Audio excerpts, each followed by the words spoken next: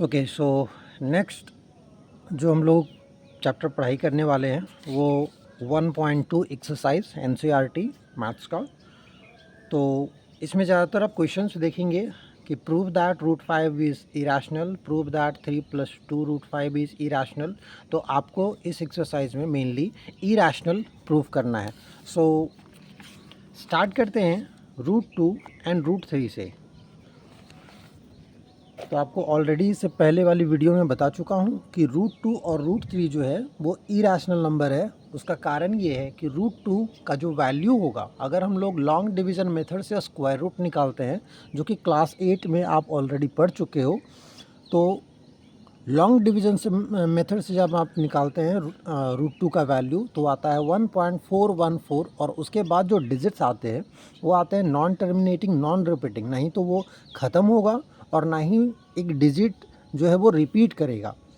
तो इसके वजह से जो वैल्यू आएगा वो नॉन टर्मिनेटिंग नॉन रिपीटिंग हो जाएगा एंड देन रूट 2 जो है वो इरेशनल नंबर है। ये तो चलो आप समझने की बात है, लेकिन यहाँ पर जो अभी क्वेश्चन है कि prove that root 2 is an irrational. तो एक चीज़ समझ लो कि ये जो प्रूफ है ये थोड़ा सा हम अजीब टाइप सा करेंगे कि इसको अज्यूम करेंगे कि ये रैशनल है, फिर कुछ आएगा तो उसके बाद हम लोग लास्ट में जा कर के लिखेंगे कि नहीं नहीं ये रैशनल नहीं है, ये इरैशनल है। तो एक तरह से ये प्रूफ जो है वो थोड़ा इलॉजिकल है, बट स्टिल आप लोगों को ये समझ में आ जाना चाहिए कि रूट 2 जो है वो इरैशनल इसलिए है क्योंकि इसका वैल्यू एक non terminating non repeating value होता है एंड इसे हम p/q के फॉर्म में एक्सप्रेस नहीं कर सकते। तो चलिए इसको शुरू करते हैं कि कैसे हम इरैशनल इसे प्रूव करें। तो रूट 2 जो है वो एक इरैशनल नंबर है, तो इसके लिए सबसे पहले हम लोगों को लेट करना पड़ेगा। Let root 2 be a rational number. अगर ये रैशनल नंबर होता है तो इसको हमने लेट कर लिया, let root 2 be a rational number.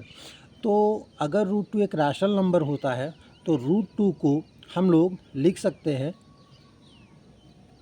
a/b के फॉर्म में या p/q के फॉर्म में, ठीक है। तो रूट 2 अगर रैशनल नंबर होता तो हम लोग रूट 2 को a/b के फॉर्म में लिख सकते हैं, where a and b are integers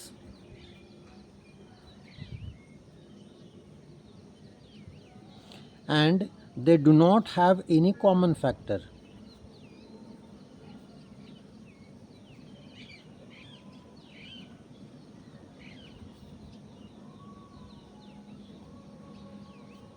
do not have any common factor. इसके जगह पे हम लोग को प्राइम भी ले सकते हैं, where A and B are integers and they are coprime. That means इन दोनों के बीच में कोई भी कॉमन फैक्टर नहीं होगा, क्योंकि यहाँ पे डिवाइड में है। तो अगर डिवाइड में है तो हम लोग इसको कैंसल आउट करके रख सकते हैं, दैट मीन्स सिंपलेस्ट फॉर्म में रख सकते हैं। तो they do not have any common factor, इन दोनों के बीच में कोई कॉमन फैक्टर नहीं होगा रूट 2 अगर एक रैशनल नंबर है तो इस तरह से अगर है तो इसको हम लोग क्या करते हैं कि b को इधर लेकर के आ जाएंगे, तो ये हो जाएगा b root 2 is equals to a, क्योंकि b इधर डिवाइड में है, इधर आएगा तो मल्टीप्लाई में, तो b इंटू रूट 2 ये हो गया। अभी यहाँ पर कर देंगे squaring both sides, b root 2 square is equals to a का स्क्वायर। जनरली रूट 2 जो नंबर कांस्टेंट होता है उसको पहले लिखते हैं, बट ऐसे भी हम लिख सकते हो, कोई प्रॉब्लम नहीं है। तो इसके बाद यहाँ पे लिख देंगे squaring both sides, squaring both sides. जब स्क्वायर कर दिए बोथ साइड तो ऐसा हो जाएगा, तो ये हो जाएगा b का स्क्वायर, रूट 2 का स्क्वायर हो जाएगा 2, क्योंकि रूट 2 इंटू रूट 2, तो ये इसका वैल्यू हो जाएगा 2 एंड a का square that is a square. अभी यहाँ पे देखेंगे कि b स्क्वायर इंटू 2 है, अगर 2 को राइट साइड में RHS में लेके जाते हैं तो ये हो जाएगा a स्क्वायर डिवाइड बाई 2। तो यहाँ पर देख सकते हो कि a स्क्वायर को 2 जो है वो डिवाइड कर रहा है, तो इसका मतलब हम लोग इसको स्टेटमेंट में लिख देंगे। यहाँ पर लिखेंगे since 2 divides a square, therefore 2 will also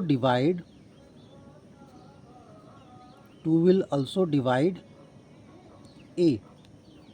इसका मतलब ये है कि अगर 2 जो है वो a स्क्वायर को डिवाइड कर रहा है तो 2 जो है वो a को भी डिवाइड करेगा। जैसे आप एग्जांपल ले सकते हो कि 3 जो है वो 89 को अगर डिवाइड कर रहा है, 3 जो है अगर 89 को, दैट मीन्स 3 81 को अगर डिवाइड करता है तो 81 किसका स्क्वायर है? ये है 9 का स्क्वायर, राइट। तो इसका मतलब 3 जो है अगर 81 को डिवाइड कर रहा है तो 3 जो है वो 9 को भी डिवाइड करेगा। तो यही इसका कंसेप्ट है और ये जो है आपको लिखना पड़ेगा। तो इससे क्या हो गया?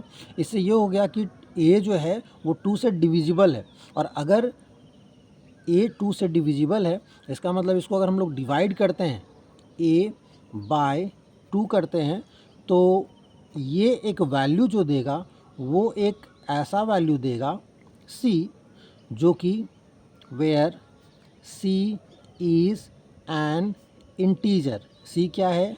एक इंटीजर होगा।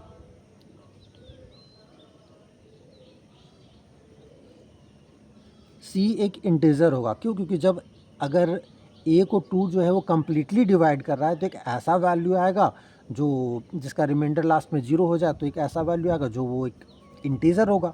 तो where c is an integer.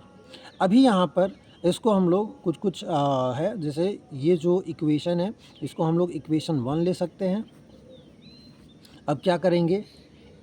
2 को इधर लेकर के जाएंगे तो a इक्वल्स टू हो जाएगा 2c। अभी यहाँ पे 2c हो गया, तो अभी इसको putting a equals to 2c in equation number 1। Equation number 1 में अगर इसको पुट करते हैं तो क्या होगा? तो देखो यहाँ पे राइट साइड में मैं सॉल्व कर देता हूँ। फर्स्ट इक्वेशन में है b square into 2 is equals to a square. तो a स्क्वायर की जगह पे हमें पुट करना है 2c, तो b square into 2 is equals to 2c का होल स्क्वायर। देखो a के जगह पे हमने 2c पुट किया है, तो b स्क्वायर इंटू 2 इक्वल्स हो जाएगा 2 का स्क्वायर 4 और c का स्क्वायर c स्क्वायर। 2 को 4 को इधर लेकर के आएंगे तो क्या हो जाएगा? b स्क्वायर इंटू 2, 4 इधर मल्टीप्लाई में है, इधर आएगा तो डिवाइड में हो जाएगा, तो ये by 4 equals to c square, और 2 से कैंसिल करेंगे 2 1 जा 2, 2 2 जा 4, तो ये हो जाएगा, सॉरी यहाँ पे स्क्वायर छूट गया, तो b square divide by 2 is equals to c square. Now once again you can see कि यहाँ पे 2 जो है वो b स्क्वायर को डिवाइड कर रहा है, तो यहाँ पे फिर से स्टेटमेंट में लिखेंगे 2 divides b square, therefore 2 will also divide b।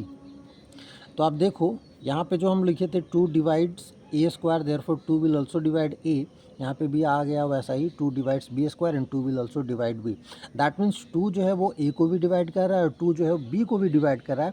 It means 2 जो है वो a और b दोनों का एक कॉमन फैक्टर है। और अभी हमने सबसे पहले ही क्या लेट किया था कि 2 एक इरेशनल नंबर है, तो a और b के बीच में कोई भी कॉमन फैक्टर नहीं होगा। दे do not have any common factor between a and b।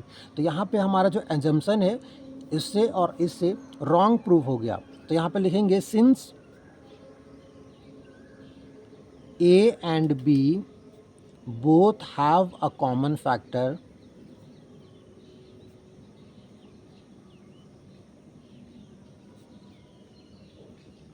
both have a common factor 2, and यही चीज़ which contradict our assumption। contradict का मतलब होता है कि wrong प्रूव करना, which contradict our assumption, मतलब हम जो लेट किए थे वो wrong प्रूफ हुआ, तो which contradict our assumption and hence √2 is N irrational number. ये हमारा प्रूफ जो है वो कंप्लीट हो गया है। ज़्यादातर ये क्वेश्चंस आप देखेंगे तो बहुत बार पूछा गया है। ये जो क्वेश्चन है वो 3 मार्क्स का है, ठीक है, तो 3 मार्क्स का ये क्वेश्चन आता है। ओके, सो जैसा हमने ये प्रूफ जो है यहाँ पे किया है, इसी तरह से रूट थ्री का भी प्रूफ होगा कि prove that root three is an irrational number. तो वंस अगेन सेम तरीके से हम लोग यहाँ पे जाएंगे, रूट थ्री को a बाई बी के फॉर्म में लिखेंगे। वंस अगेन इसी तरह से स्क्वायरिंग बोथ साइड करना पड़ेगा। वहाँ पे 2 यहाँ पे जो आ रहा है, वहाँ पर 2 की जगह पे स्क्वायर करेंगे तो वो 3 आएगा। Root three into root three होगा यहाँ पर, तो 3 आएगा। वैसे 3 डिवाइड से स्क्वायर होगा, 3 will also divide A. Sorry, same तरीके से फिर आगे बढ़ेंगे तो यहाँ पर भी डिवाइड में 3 आएगा, तो 3 विल आल्सो डिवाइड बी। तो ये हो गया। एंड देन फिर से वही हम लोग सेम चीज़ लिखेंगे कि both A and B have a common factor 3 which contradict our assumption and hence root three is an irrational. तो रूट थ्री का भी सेम प्रोसेस होगा, बस रूट टू की जगह पे रूट थ्री रिप्लेस हो जाएगा। एंड रूट फाइव का भी। तो आप एक्सरसाइज में देखेंगे तो ये फर्स्ट जो क्वेश्चन है एक्सरसाइज 1.2 में, जो फर्स्ट क्वेश्चन है prove that root five is an irrational, तो ये क्वेश्चन भी ऐसा ही सॉल्व होगा। अभी इसके बाद आता है, देखिए second question, prove that 3 + 2 root 5 is irrational. तो जैसा आप देख सकते हैं कि 3 जो है वो एक रैशनल नंबर है, 2 जो है वो भी एक रैशनल नंबर है, बट रूट 5 की वजह से ये पूरा नंबर जो है वो इरेशनल हो जाता है। तो इसे भी हमें प्रूफ करना है।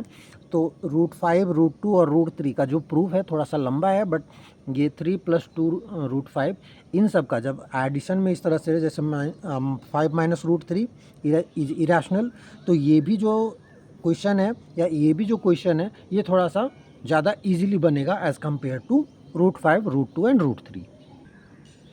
ओके, तो चलिए फिर आगे प्रूफ करते हैं, proof that 3 + 2 root 5 is irrational. ठीक है, तो ये क्वेश्चन जो है हम लोग करेंगे, प्रूफ दैट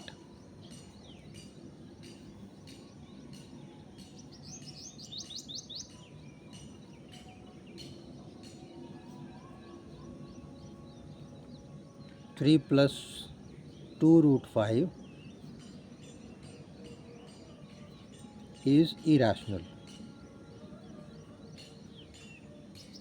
इसमें भी हमें कुछ नहीं करना है, इसमें बकवासी करना है। ठीक है, इसका भी प्रूफ हम लोग को पता है कि रूट 5 क्योंकि एक इरेशनल वैल्यू आएगा, non terminating non repeating value आएगा, इसीलिए ये इरेशनल है, बट स्टिल हमें इसे प्रूव करना पड़ेगा। तो यहाँ पर वंस अगेन सेम मेथड करेंगे कि let 3 + 2 root 5 be a rational number. Let कर लिए कि ये जो नंबर है 3 + 2 रूट 5 एक रैशनल नंबर है। ठीक है, इसका सोल्यूशन लिख देता हूँ। और अगर ऐसा है तो क्या हो जाएगा, 3 + 2 रूट 5 इज इक्वल्स टू, ये हो जाएगा once again a by B ले सकते हैं या p बाई क्यू ले सकते हैं, कुछ भी ले सकते हैं। तो p by q where, once again story यहाँ पे लिख देना है, where p and q are integers,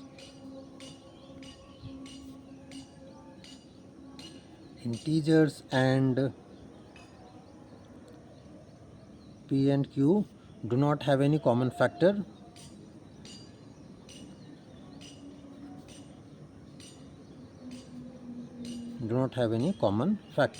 ठीक है, तो ये हो गया। अभी वंस अगेन अगर इसको हम लोग सॉल्व करते हैं, क्योंकि p एंड q जो है वो एक p एंड q इंटीजर्स है, दैट मीन्स ये एक रैशनल नंबर होगा। तो अगर 3 को उधर लेकर के जाते हैं तो 2 रूट 5 इधर बच जाएगा, 3 इधर प्लस में है, उधर जाएगा तो माइनस में हो जाएगा।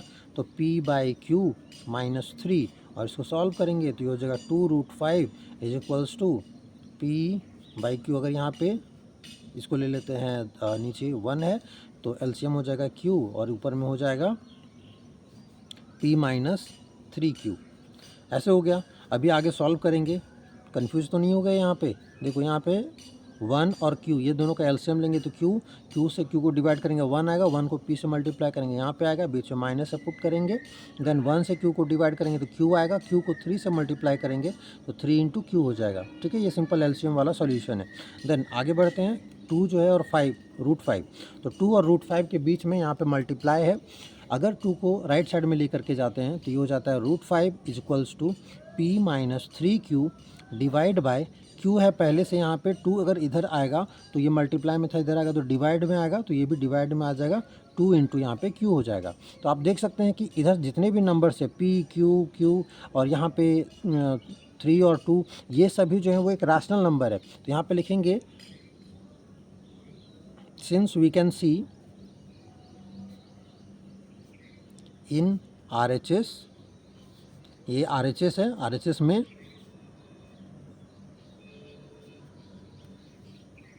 all numbers mentioned, all number mentioned are integers, ये सभी integers हैं, and hence it is rational। ठीक है, ये रैशनल होगा। हाउएवर जैसा हम लोग देख पा रहे हैं इन LHS there is √5 which is an irrational। ठीक है, तो इसके वजह से दिस कॉन्ट्राडिक्ट आवर अजम्पशन,